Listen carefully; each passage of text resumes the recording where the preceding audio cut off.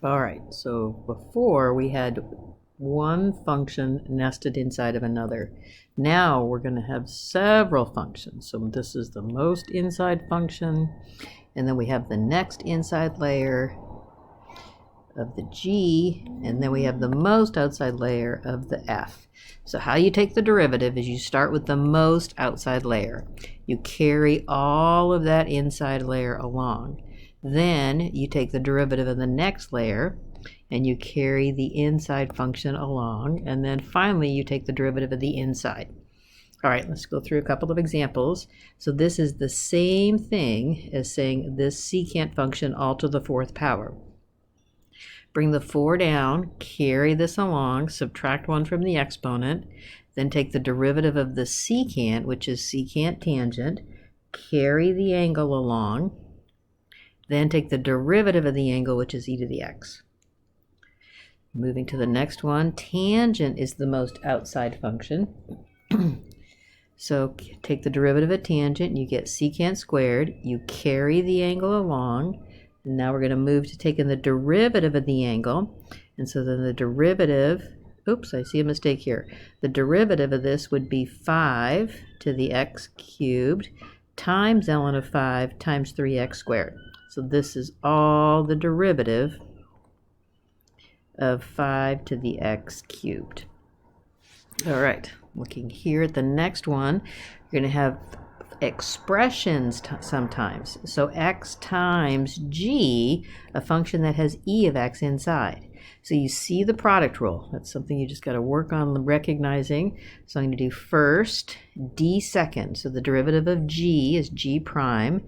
Carry the e to the x along, and then take the derivative of the e to the x afterwards, plus the second function times the derivative of the first, which is 1. All right. This one here, we're making a little comment here. You know, pi is a constant, which means it's just a number. So pi squared is just a constant. And when we take the derivative of a constant, it is 0. So to take the derivative, I bring the 4 down, carry the inside along, subtract 1 from the exponent, and then I'm moving in to take the derivative of the inside. So the derivative of pi squared is 0. To take the derivative of 4 times f of x, you carry the 4, you take the derivative of f, which is f prime. All right, next one. This cubed is all on the outside. So I'm going to bring the 3 down, carry the inside along, subtract 1 from the exponent.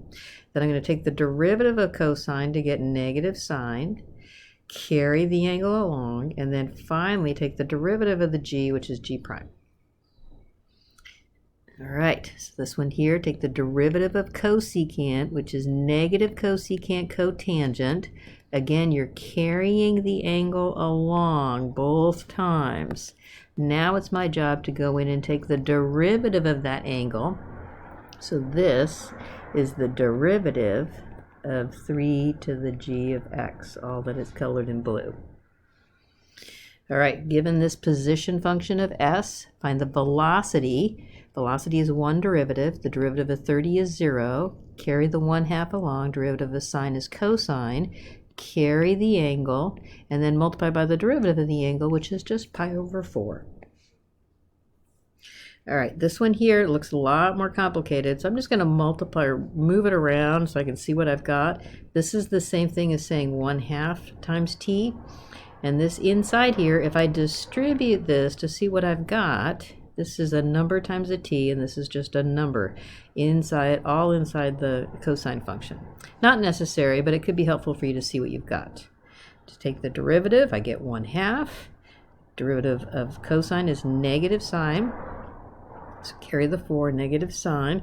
Carry the angle along, and then I'm going to multiply by the derivative of the angle, which would be 2 pi over 65. The derivative of this constant would give us 0.